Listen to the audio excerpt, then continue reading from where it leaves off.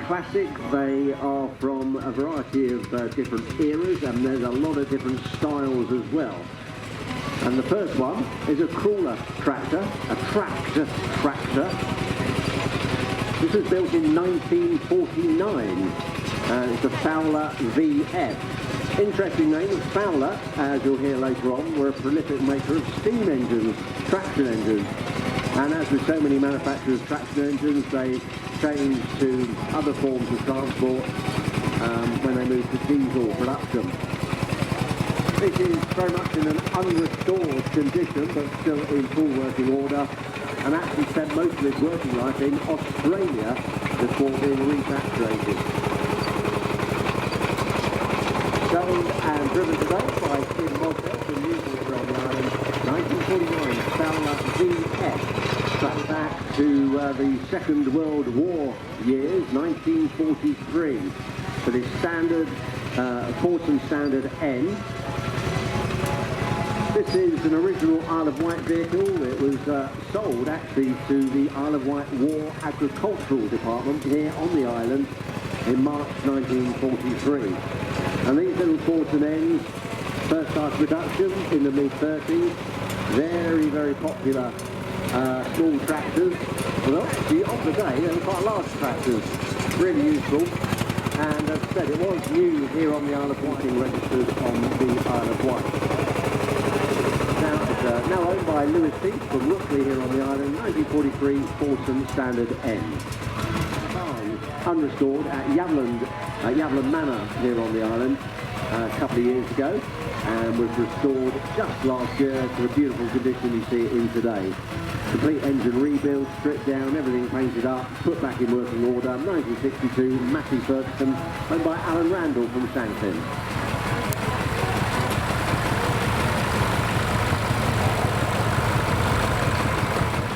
Driver comfort. Here's an example from 1975. So 50 years old, so this roadless 75. And these particular types of tractors, or roadless themselves, started production in the 1920s, but progressed through the years. And in the 70s, were making larger tractors with fitted cab. It's rebuilt over a 3-year period to the beautiful condition you see it in today. A roadless Ploughmaster 75 owned by Dave Nye. Marina pretty much in an as-used condition, based from 1 year earlier, 1974. It's a Matthew Ferguson. It's got a Perkins V8 diesel engine, and this particular type of tractor was designed for the American market, and thousands of these were exported over to America in the 70s and 80s. 8.9 litre engine, 1974, Matthew Ferguson, owned by Richard Salter from Alderson here on the island. Having been a very popular model. It was bought by the current owner from a farm in South Wales 8 years ago, and has been fully restored to the beautiful condition you see it in today. 1947, David Brown BAK1C, owned by Michael Fryer and his grandson Mackenzie from here on the island.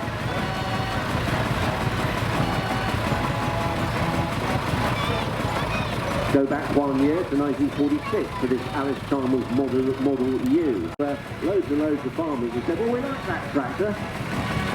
Fortune didn't want to carry on making it, so Alice Chalmers effectively copied the design and came up with this, the Model U. A total of 19,000 were built for a 5.2 litre engine, and again, largely exported to America. It was imported from America for preservation, rescued by the current owners some 40 years ago. Well, tractors, they've got a very high centre of gravity, and when they're working on uneven ground or around ditches or on hillsides or inclines, they could roll over. And sadly, there were many fatalities among farmers where a tractor rolled right over and crushed the driver. So very, very simple. Stick a roll bar on it so it could only turn maximum of 90 degrees, and that massively reduced the number of injuries and fatalities. So with a roll bar fitted, the 1963 International B414, owned by Chris. Island Steam Fair together, and it lives here at the Isle of Wight Steam Railway and is still used from time to time for hauling stuff around some of the railways estate here around Haven Street Station. Driven today by one of those four members, Pete Snatchell. Not a lot of it is known about the history of this tractor. It was bought from a gentleman in Barnham in West Sussex in 2001, who'd had it for some considerable years. It's a 1947 Fordson E27M in an unrestored condition, but still in full working order. And very good to see it going around the arena again today. And the reason it's got three wheels is because, unlike many of the tractors which are used on larger fields, this was particularly good for fairly close, narrow rows of cross. So for horticultural use, that sort of thing, where you could carefully drive and have two rows between the various wheels. First purchased from you in the late 1950 in fact, by a potato farmer in Lincolnshire. 1950 Fordson E27 row crop tractor. Although it hasn't got a particularly high turn of speed, very powerful little vehicle. A crawler tractor, a Ransom CS42. Around 5,000 of these were made, and there are actually quite a large number in preservation around the world. So a Ransom MG6 crawler, and this is owned by Charlie Lallo from here on the island. And one interesting thing, as it goes round, those steering wheel has levers, so whichever way you want to turn, and the levers simply control the cogwheels inside the track, slows down one side, speeds up the other, just doing a turning demonstration as he goes around the top sides of the arena.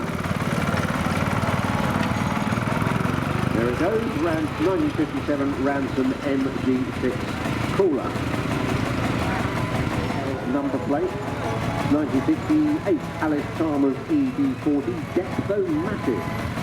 Owned and restored by Ben Mosdell from Winford here on the island.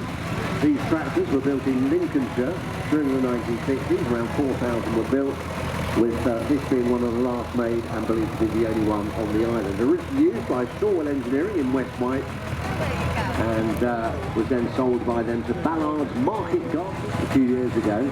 And in fact, the young lad that was driving it today, it was his granddad who put it all together, and he did it for his son, who is now grown up and walking alongside.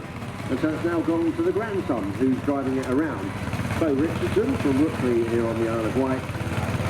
It's based on the 1968 Bowden's Husky. It's a miniature Ford model. 60s and 70s and 80s. It was then imported from America into the UK in 1990.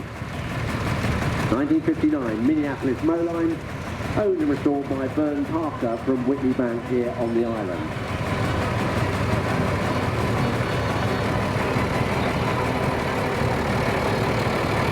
1965 Nuffield 10x60 coming along the lower side arena now.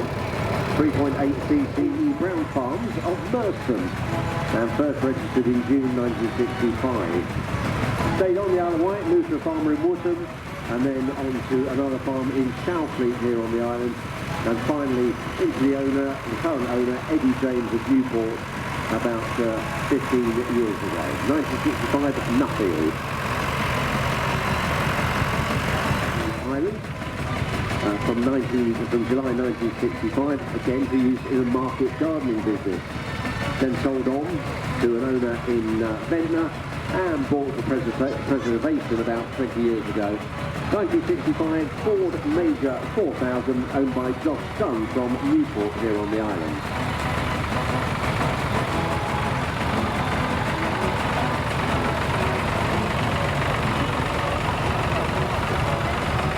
1956 Ferguson, now coming along the lower side of the arena, a little grey from 1956.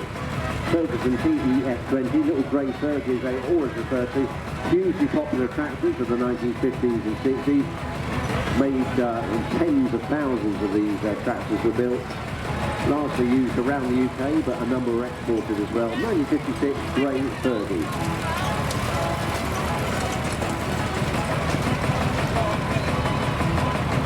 And our final used farms, airfields, docklands, collieries, because a tractor actually just simply means it's got tractive effort, tractive power.